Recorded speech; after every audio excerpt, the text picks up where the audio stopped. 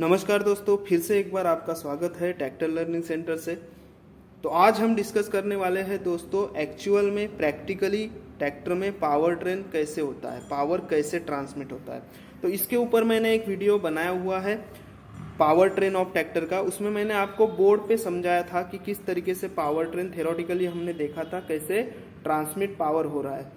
तो आज हम प्रैक्टिकली यहाँ पे समझने वाले हैं कि पावर ट्रांसमिट किस तरीके से होता है। तो चलिए शुरुआत करते हैं क्लच से। तो क्लच के पहले होता है इंजन, और इंजन से ही जुड़ा रहता है फ्लाईव्हील, और फ्लाईव्हील के साथ जुड़ा रहेगा क्लच। तो ये जो क्लच है दोस्तों, ये सिंगल क्लच है, क्योंकि ये जो ट्रांसमिशन मैं आपको दिखाने वाला हूँ ये सिंगल क्लच का ट्रांसमिशन है। तो यहाँ पे ऊपर आपको जो दिखाई दे रहा है ये जो है, इसको हम बोलते हैं क्लच प्लेट। इसको क्या बोलते हैं हम? क्लच प्लेट बोलते हैं। और इसके नीचे जो होता है इसको हम बोलते हैं प्रेशर प्लेट। ये जो दिखाई दे रहा है आपको, ये क्या है? ये प्रेशर प्लेट है। और ये जो है ये डायफ्राम है, जो गियरबॉक्स के साइड में रहते हैं। ठीक है, इसको बोलते हैं हम diaphragm spring. Diaphragm spring type clutch भी इसको हम बोलते हैं। और दूसरी साइड में ये जो रहेगा ये रहेगा डायफ्राम स्प्रिंग। तो ये जो रहेगा ये गियरबॉक्स की साइड रहेगा। और जो क्लच प्लेट मैंने आप लोगों को दिखाया, ये रहेगा फ्लाईव्हील के साइड। ठीक है, ये हिस्सा जो रहेगा ये फ्लाईव्हील साइड रहेगा। और इसके पीछे रहेगा जो प्रेशर प्लेट मैंने आपको दिखाया, उसके बाद डायफ्राम स्प्रिंग रहेगा। और उसके बाद यहाँ पे इसके ऊपर रहेगा ये रिलीज बेयरिंग। इसको हम बोलते हैं रिलीज बेयरिंग। और इस रिलीज बेयरिंग का कनेक्शन जो रहेगा सीधा मैकेनिकल लिंकेज के साथ किसके साथ रहेगा?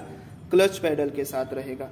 तो जब हम क्लच पैडल को दबाएंगे तब ये रिलीज बेयरिंग क्या करेगा, ये जो फिंगर है, ये डायफ्राम स्प्रिंग जो है, इनको दबाएगा तो क्लच प्लेट के ऊपर का दबाव हट जाएगा और क्लच डिसएंगेज पोजीशन में आ जाएगा। उसके बाद जब हम क्लच पैडल से पैर हटाएंगे तब वो ये रिलीज बेयरिंग और फिंगर अपनी जगह पे आ जाएंगे। तो तब ये क्लच जो है ये एंगेज हो जाएगा। प्रेशर प्लेट क्लच प्लेट के ऊपर दबाव डालेगी और उसको फ्लाईव्हील के साथ जोड़ देगी। तो इस तरीके से क्लच काम करता है। क्लच में पावर ट्रांसमिशन इस तरीके से होगा। उसके बाद पावर सीधा ट्रांसमिट होगा दोस्तों, कहाँ पे? गियर बॉक्स की तरफ। तो सीधा हम चलते हैं अभी गियर बॉक्स की तरफ। तो पावर गियर बॉक्स की तरफ जब आएगा तो यहाँ पे मैंने टेबल पे इस गियर बॉक्स को इस तरीके से रखा है, लेकिन एक्चुअल में ट्रैक्टर में ऐसा नहीं रहेगा। हाउसिंग में ये रहेगा, एक के ऊपर एक शाफ्ट रहेगी। ठीक है, ऐसा रखा हुआ गियर बॉक्स ऐसे ट्रैक्टर में नहीं रहेगा। ठीक है, तो मैंने टेबल पे रखा है आपको समझने के लिए ऐसा रखा हुआ है। तो ये जो गियर बॉक्स है, इसमें ये जो हिस्सा दिखाई दे रहा है इसको हम बोलते हैं पिनियन। ये जो है ये पिनियन है। तो जैसे ही क्लच से पावर आ रहा है दोस्तों, जैसे ही क्लच से पावर आएगा तो ये जो गियर है इस गियर के साथ हमेशा एंगेज पोजीशन में रहता है, हमेशा ये इसके साथ जुड़ा हुआ रहेगा। तो जो भी पावर आएगा वो पावर सीधा जाएगा पीटीओ की तरफ। तो यहाँ पे कुछ चीज़ समझने वाली है, मैं आपको अभी आगे समझाता हूँ कि जो भी क्लच से पावर आती है वो सीधा पीटीओ के लिए जाती है। तो वो चीज़ समझते हैं थोड़ा। तो यहाँ पे एक चीज़ समझने वाली है दोस्तों कि ये जो गियर है ये हमेशा मैच रहेगा इस गियर के साथ। तो यहाँ पे ये सारे गियर न्यूट्रल कंडीशन में है। अभी ये न्यूट्रल कंडीशन है, कोई भी गियर मैंने एंगेज नहीं किया हुआ है, कोई भी गियर मैंने यहाँ पे एंगेज नहीं किया हुआ है। तो जैसे ही पावर आएगी तो वो सीधी की सीधी पावर जाएगी पीटीओ के लिए। अगर आपका ट्रैक्टर खड़ा भी है, तो आप पीटीओ को चला सकते हो। जैसे थ्रेशर एप्लीकेशन आप लोगों को पता है कि थ्रेशर एप्लीकेशन में ट्रैक्टर खड़ा रहता है लेकिन पीटीओ घूमता है। तो किस तरीके से होता है वो चीज़ भी मैं आज आपको समझाऊंगा यहाँ पे। तो जैसे ही पावर आ रही है वो पावर सीधी जा रही है, ट्रैक्टर खड़ा भी है तब भी पावर सीधी पीटीओ के लिए जाती है। तो वो किस तरीके से जाती है वो चीज़ थोड़ा सा यहाँ पे समझते हैं। तो ये जो पावर है जो यहाँ से आ रही है वो सीधा पीटीओ की तरफ आती है। ठीक है, यहाँ पे आप देख सकते हैं ये जो है पीछे, ये जो हिस्सा दिखाई दे रहा है ये पीटीओ शाफ्ट है जो पीछे लगा रहता है ट्रैक्टर में। तो जो पावर यहाँ पे ट्रांसमिट हो रही है सीधी की सीधी जो क्लच से आ रही है वो यहाँ पे इस कपलर में, इस शाफ्ट के थ्रू यहाँ पे कपलर जो लगा रहता है एक।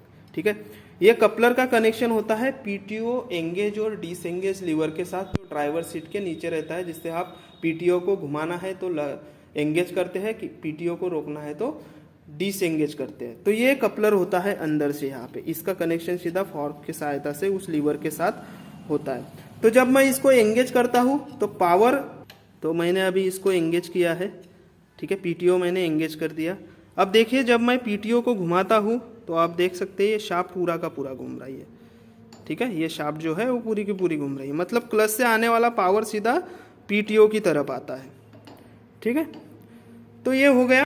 अब ये हो गया कि पीटीओ को पावर कैसे ट्रांसमिट हो रहा है जब ट्रैक्टर खड़ा रहता है तब, मतलब इसका मतलब ये है कि आपने कोई भी गियर अभी एंगेज नहीं किया हुआ है।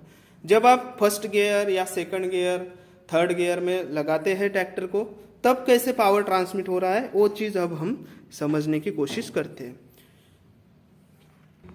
तो जब हम गियर लगाते हैं, जैसे समझ लीजिए मैंने फर्स्ट गियर एंगेज कर दिया है, यहाँ पे फर्स्ट गियर मैंने एंगेज किया है, ठीक है, और यहाँ पे मैंने लो गियर एंगेज किया है, ठीक है। तो जब हम गियर एंगेज करते हैं तो समझ लीजिए मैंने हाई का फर्स्ट इसमें एंगेज किया हुआ है, तो जैसे ही पावर आएगा, जो पावर आएगा वो पहले पिनियन में आएगा, ये जो होता है ये पिनियन होता है, उसके बाद जाएगा पावर क्राउन में, ठीक है, उसके बाद कहा जाएगा क्राउन में। तो ये जो होती है ये पूरी डिफरेंशियल हाउसिंग होती है, इसको हम बोलते हैं differential housing with crown, crown के साथ ये पूरा डिफरेंशियल हाउसिंग रहता है। तो मैंने जैसे पिछले वीडियो में आप लोगों के साथ डिस्कस किया था कि यही से पावर जो होती है, अगर कार है तो उसमें यही से टायर जुड़े रहेंगे शाफ्ट के साथ, ठीक है, लेकिन ट्रैक्टर में ऐसा नहीं रहता है। ट्रैक्टर में क्या है कि वहाँ पे हमें टॉर्क की ज़रूरत होती है, ताकत की ज़रूरत होती है। तो एक्स्ट्रा की चीज़ आपको वहाँ पे दिखाई दे रही होगी, वहाँ पे डिफरेंशियल से एक शाफ्ट गया हुआ है, वहाँ पे एक छोटा पिनियन है और एक बड़ा बुल गियर है। जब छोटा पिनियन गियर, छोटा गियर अगर बड़े गियर को घुमाता है तो उसको ताकत ज़्यादा लगेगी और ट्रैक्टर में टॉर्क बढ़ जाएगा। तो उसको घुमाने के लिए छोटे गियर को बड़े गियर को उसको घुमाने के लिए ताकत ज़्यादा लगेगी। तो इसी से ही हमारे ट्रैक्टर में क्या होता है कि टॉर्क जो है वो बढ़ जाता है, ताकत ज़्यादा होती है इसी की वजह से। तो ये जो रिडक्शन होते हैं, ये जो पावर की रिडक्शन हो रही है वो अलग अलग प्रकार के होते हैं। जैसे ये जो रिडक्शन है ये टायर के पास है सीधा, इसको हम पोर्टल या फिर हब रिडक्शन भी बोलते हैं, जो टायर के पास में होता है, ठीक है। ये जो रिडक्शन आपको दिखाई दे रहा है ये टायर के पास में है, तो टायर के पास होने के कारण इसको हम बोलते हैं हब रिडक्शन या फिर पोर्टल हाउसिंग।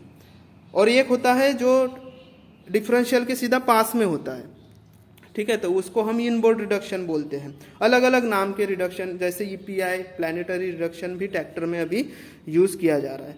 तो ये जो रिडक्शन है दोस्तों ये दोनों साइड में रहेगा, उस साइड में राइट साइड में भी रहेगा और लेफ्ट साइड में भी रहेगा ट्रैक्टर में। तो मैंने एक ही साइड का आपको दिखाया है, इस साइड में नहीं रखा हुआ है। तो इस तरीके से ये पावर ट्रांसमिट टायर तक किस तरीके से होता है आपने यहाँ पे समझ लिया है कि जो पिनियन से क्राउन में पावर आ रही है, ठीक है, और क्राउन से डिफरेंशियल से सीधा शाफ्ट जा रहा है, ठीक है।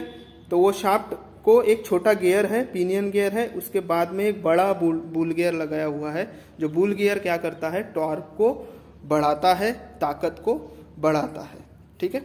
तो मैं आशा करता हूँ दोस्तों कि आपको सारी ये चीज़ें जो है समझ में आ गई होगी कि पावर ट्रांसमिशन ट्रैक्टर में किस तरीके का होता है, पोर्टल हाउसिंग या फिर हब रिडक्शन जो होता है वो किस तरीके का होता है, जो मैंने आपको बताया रिडक्शन किस तरीके का होता है, ठीक है। जो पावर जो है ट्रैक्टर में कैसे रिड्यूस की जाती है, रिडक्शन किस तरीके से किया जाता है, डिफरेंशियल मैंने आपको प्रैक्टिकली यहाँ पे दिखाया कि किस तरीके का होता है।